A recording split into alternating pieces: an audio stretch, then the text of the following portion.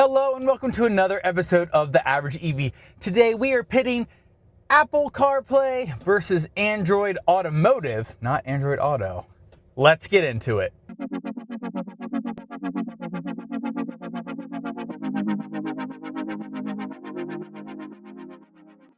All right, everybody, so it is pretty controversial, the fact that GM has decided to completely remove Apple CarPlay from their EVs, and now, from what I've read as well, also their gas vehicles. They just want to use their own Android Automotive system, and a lot of people aren't pleased about this.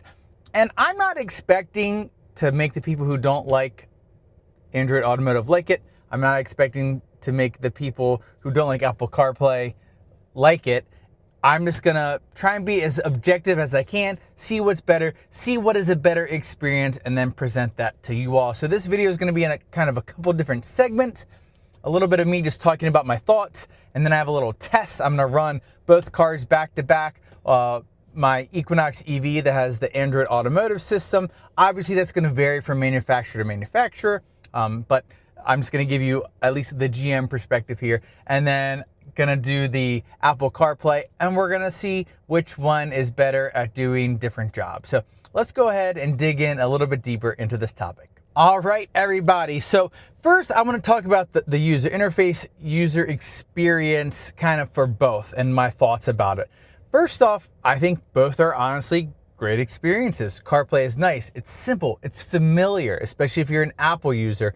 You know what to expect. It's easy to use. You have the Apple Maps you've always used. You have Apple Music. You can access different apps that you like, such as Waze, such as Spotify, whatever, your podcasts. It's familiar and people like it. And that's why people like having the option of having CarPlay. Now we move over to the Android Automotive system with the Equinox, other GM products, as well as many other vehicles that have their own versions of it. Like I said in this video, I'm going to be coming from the GM lens because that's what I have. I have an Equinox.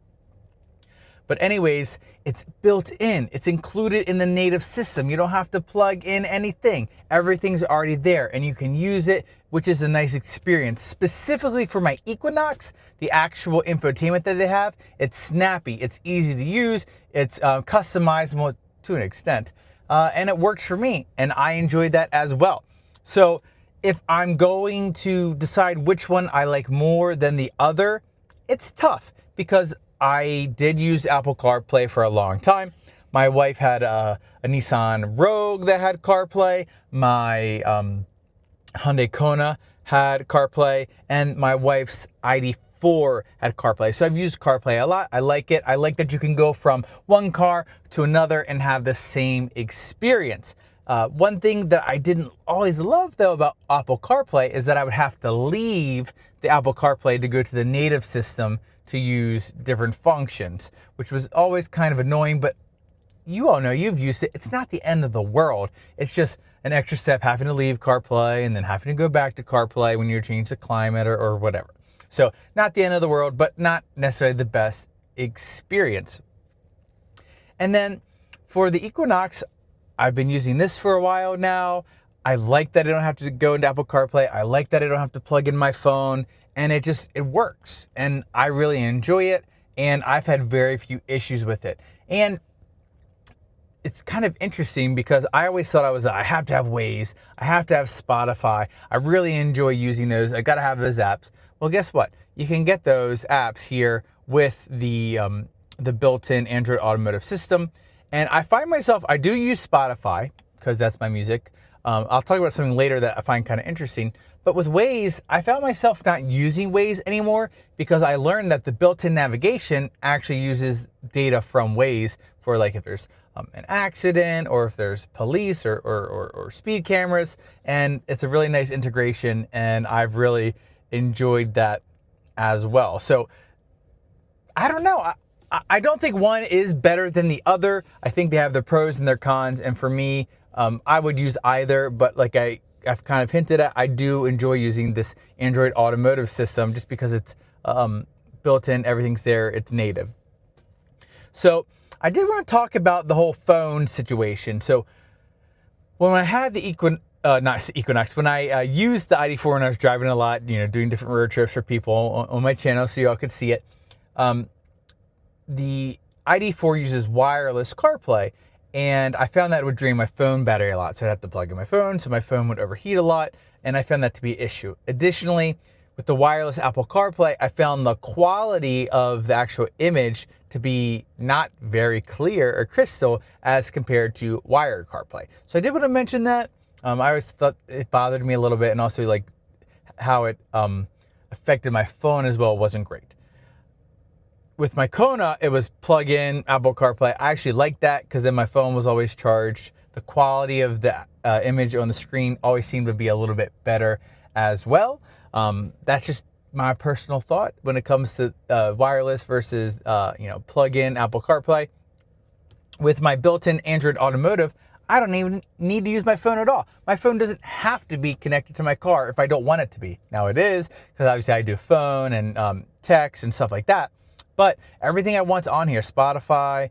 I really don't use Waze anymore. I really don't even use a better route planner anymore. And that's because the navigation in this car, the built-in nav, is actually pretty good and pretty reliable, and I like it. So yeah, there's that with kind of my opinions there with the phone and having to use a phone with the system. So I did want to mention one thing. Obviously both Apple CarPlay, and I haven't been talking about Android Auto a lot because I don't have an experience and I can't speak to that. If anyone wants to put their thoughts down below with Android Auto, go ahead. That'd be awesome. I just don't have that experience to share. But they both have apps, the Android Automotive and Apple CarPlay. But both of them, at least for like GM up until recently, you can't really watch video, which is kind of a bummer. But GM is rolling out an update to their system slowly, and I think you have to go in person to get it. It sounds like it's on hold right now or something weird's going on with it, but it does exist. People do have it, where you can actually get some video platforms like YouTube, I think Amazon Prime, a couple others, but you can actually watch video in the system, which is nice because it's a big screen. It could house a pretty decent sized video for everyone to watch. And that, again, only works while you're parked, charging, something like that. It will not work while the car is in motion for safety concerns. With Apple CarPlay, you can't do that. However, you kind of can. There are workarounds with different systems and products you can buy, but I'm just going to talk about native systems. I don't feel comfortable a lot of times using third-party stuff, especially if it's from companies and you have to make an account and data and privacy and stuff like that. So just talking about native systems. So as far as that's concerned, CarPlay can't do video.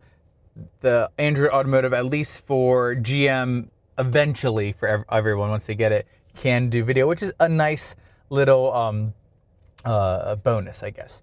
Now, one real big bummer here, and I totally agree with a lot of people, is the fact that this Android Automotive system, at least for GM, does not have access to any Apple products. So no Apple Music, Apple Maps, Apple Podcasts. That's a pretty big deal for a lot of people who like podcasts. And I do think that's a bummer. Later in the video, I'm going to talk around kind of, I don't even want to say it's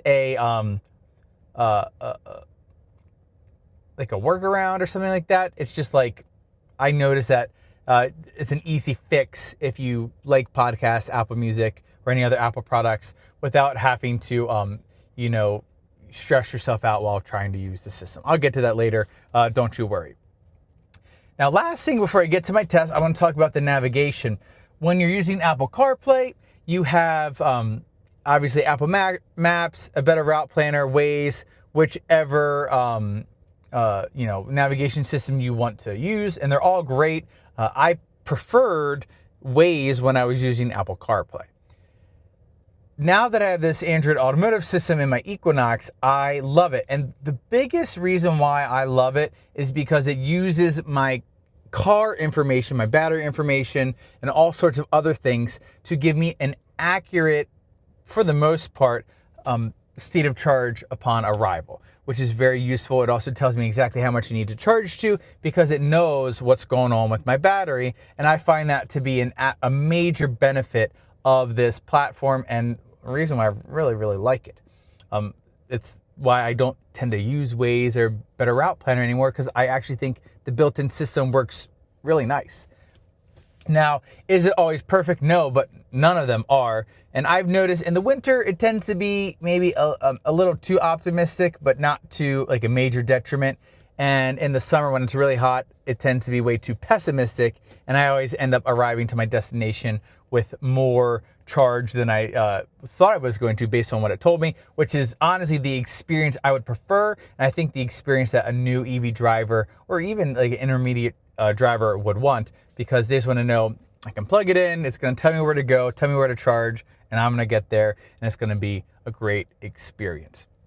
So those are kind of my thoughts. Leave your thoughts down below.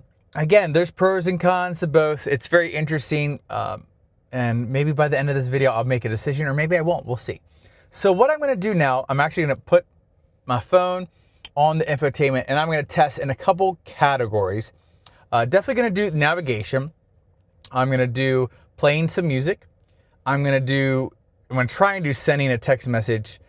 I was going to do making a call, but I think it's going to be hard because I'm recording with the same phone that I would use for a call. So probably not going to do that, but I can at least explain my experience with that. And then lastly, just asking a question to it, see if it can answer some random question. I'll pick a question, I'll ask the same question to both cars. So let's go ahead, flip the camera around, and let's start running this test. All right, so we're gonna run a few tests here, everybody. First, we're gonna navigate. We're gonna navigate to Disney World. So let's see how fast it goes. Hey, take me to Disney World. Okay, Walt Disney World Resort. Here we go. Okay, wants to clarify where. I'll just put there. Found a route really fast. Added charging, already done. And then I can look at the charging stops if I want. Bunch of Tesla superchargers.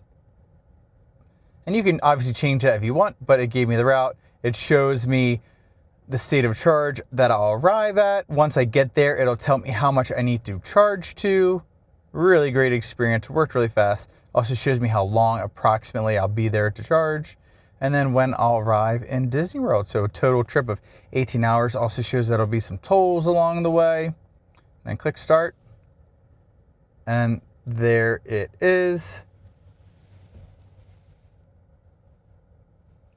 Confirm. Yeah, just a really great experience. And then it's 3 hours and 31 minutes to my first stop, but I'm not going to Disney World, and it's kind of sad. All right, so let's go ahead and cancel that. Exit navigation. Now we're gonna try another one where we're gonna play some music. Obviously, I'm gonna have to cut some stuff out here, but my current favorite band is, not current favorite band, this is my favorite band, 21 Pilots. So let's play some 21 Pilots music.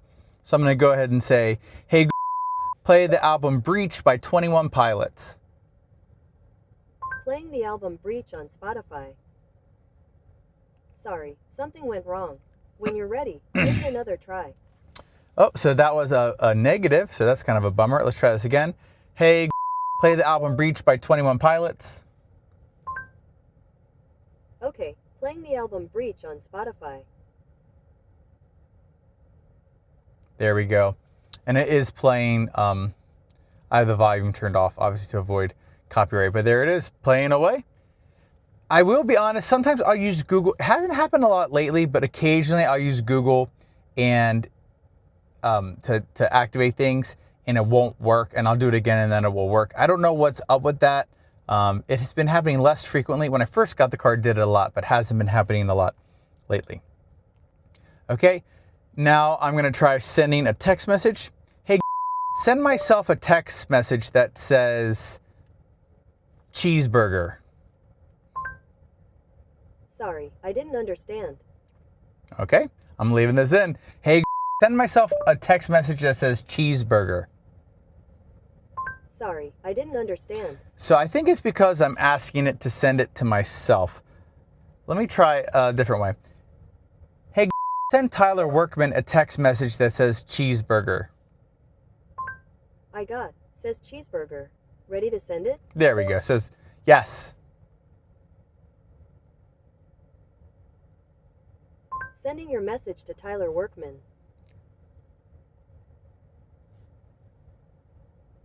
All right, so that worked nicely. And then let's see if I actually get it, because I'm on my phone. It might not pop up. But normally it'll pop up here. And that's fine. So what will happen if you've never seen, it'll pop up as not a Google box, but as like a Equinox EV infotainment box. And then you can respond or not. And then when you respond, it goes back to Google, which I always thought was weird. I just thought, I wish it was all Google, but it is what it is. It still works nicely for the most part. And I guess the first time when it wasn't working is because it didn't understand what myself was. So that's fine. I've never really texted myself before, so okay. Now, like I said, I'm not going to make a call, but making a call ends up taking up a whole big screen here, which is maybe a little bit of a negative, but I do want to mention that. Maybe I'll take a picture of myself doing that just so you all can see it. And lastly, I'm going to ask it a question. So let's ask it a question, and let's make the question, hey, what is the nickname for the state of Maryland? Maryland's nicknames are Free State, Little America, and Old Line State.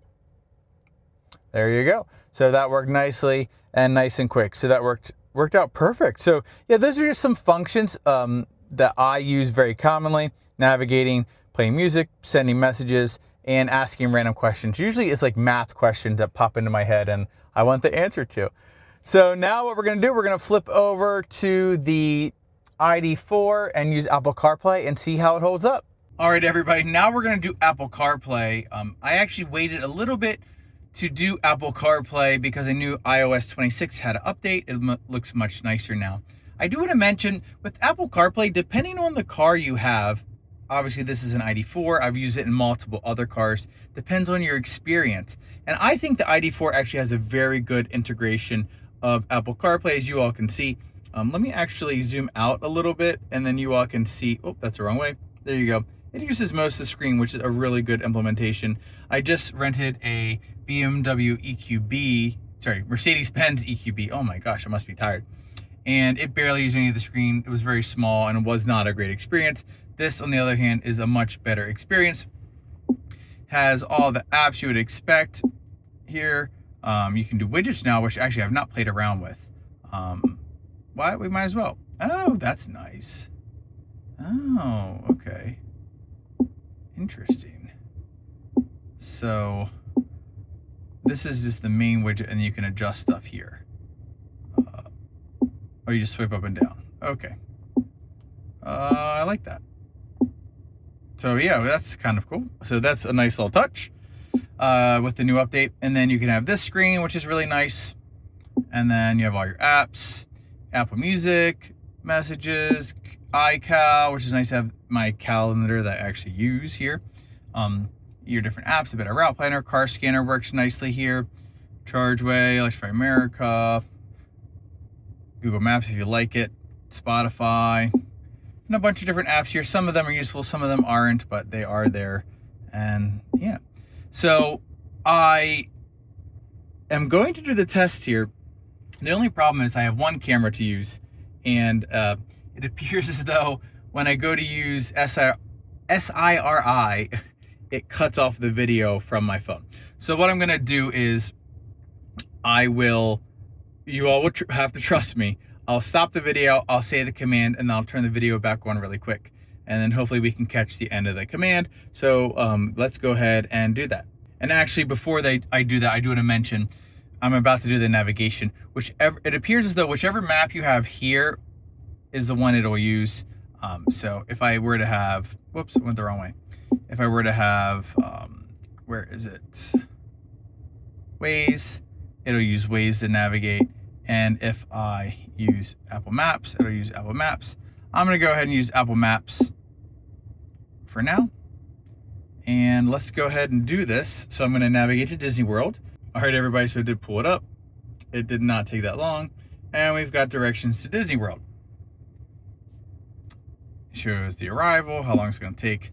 But as you're already, oh, whoops, oh, go back. As you all are already gonna hopefully know, this doesn't have route planning for EV, so it doesn't tell me what chargers to use, what state of charger I'll arrive at, Sorry, trying to fix the camera. There we go. Which is not a great experience, and why I prefer to not use this. And I do like the built-in nav. Again, this is Android Automotive versus Apple CarPlay. So I'm not talking about the built-in nav for ID.4, which is not that great.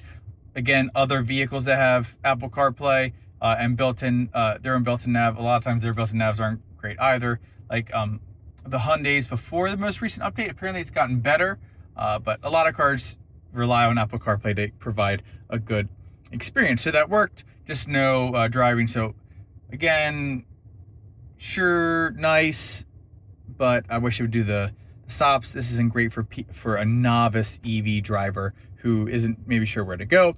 But for me, especially back in the day when I didn't have the Equinox, I would just, use Waze or Apple Maps, navigate to the charger that I picked out on Plugshare, and it wasn't a big deal. But again, I think for a new driver, this isn't the best, but obviously people can get by.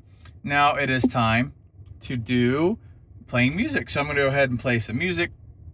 Let me turn the volume down here. All right, so she said now playing, and it is playing. I actually turned the volume up. Play, so that worked nicely, and that went ahead and played from Apple Music. I'm pretty positive if I ask it to play from Spotify, it'll do that as well. So that's a check, that worked nicely. Now let's try and send a text message. All right, everybody, so she got me here, and it went ahead and sent a text message. So that worked nicely, and you can see it just popped up. Now it's time for the last test. I'm gonna ask it what the nickname of Marilyn is. I'll be right back in a second. All right, everybody, again, it was hard. It's just hard to show when I have one camera, but I asked it, it responded very quickly, and it said Marilyn's nickname is the Old Line State. So it gave me one nickname. Marilyn does have a couple, but I'll still count it. So that worked as well. Let's ask it one more question for fun. Let's see what the first electric car was. All right, so I asked it that question too, and it told me it was created somewhere in 1832-ish or something like that, 1839. So answer that question too, so that worked well. That's actually a better experience than I had with the previous generation of CarPlay, so way to go. So that worked nicely.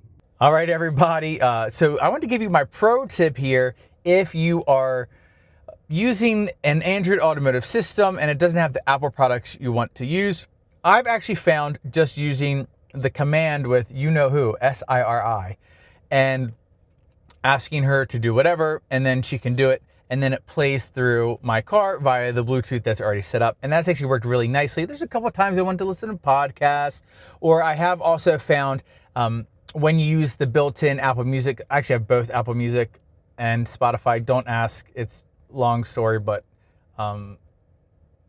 whatever. I have both. I don't want to, but I do.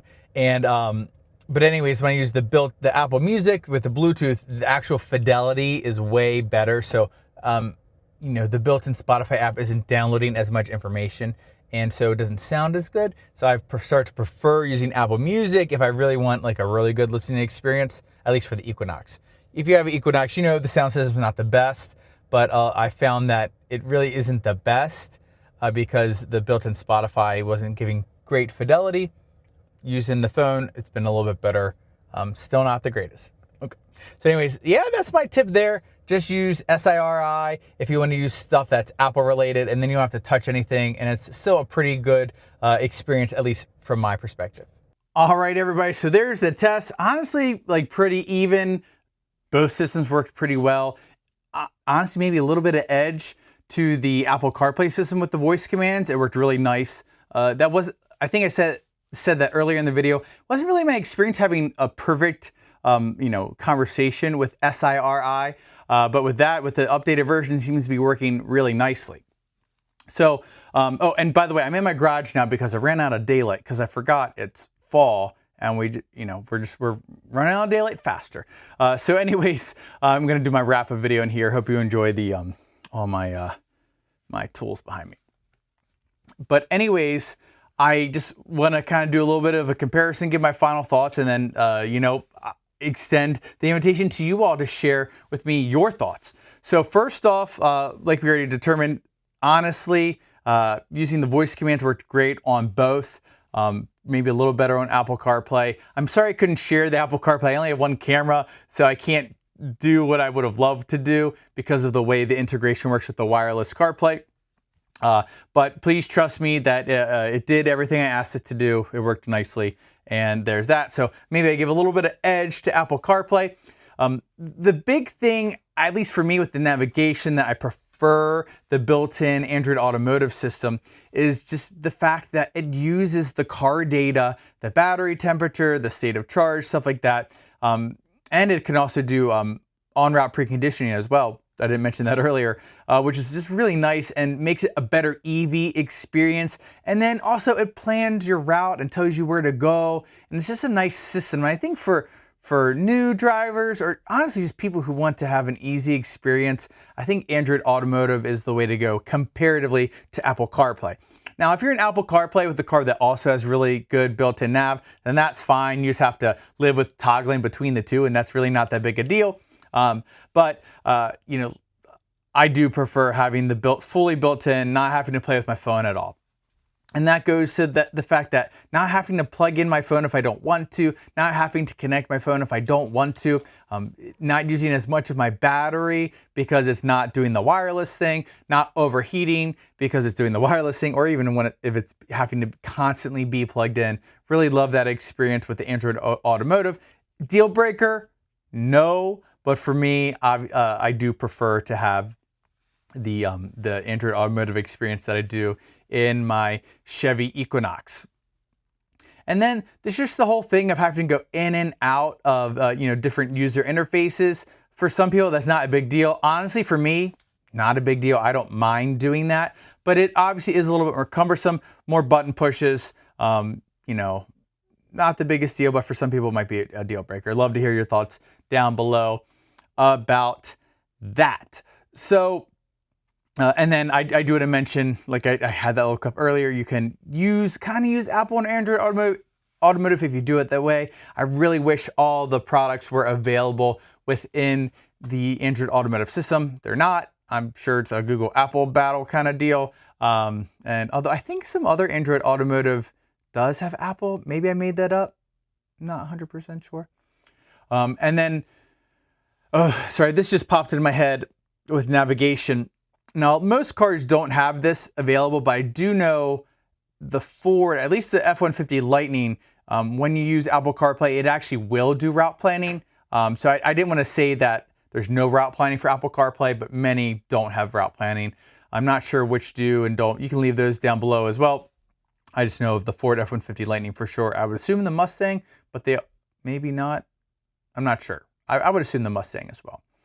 So if I had to pick one over the other, would I? I mean, I've been very complimentary of the Android Automotive system. I really like using it.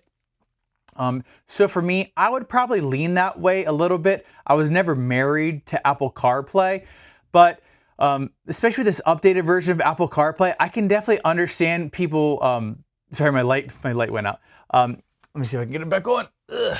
There it is. I can definitely understand people being a little bit upset not having access to Apple CarPlay. And I've done a video about this before, but this one was a little bit more in depth, try to actually test things out a little bit. So I could understand why people would be upset. Maybe it's a data thing. Maybe it's just being stubborn. Maybe it's a disagreement with Apple. I'm not 100% sure. But I know, at least for me, it hasn't affected my experience. If you don't want to get not even just the Chevrolet, but maybe other cars that don't offer Apple CarPlay, and it's just a no-go for you, that's your choice, and I totally respect it. I can understand where you're coming from.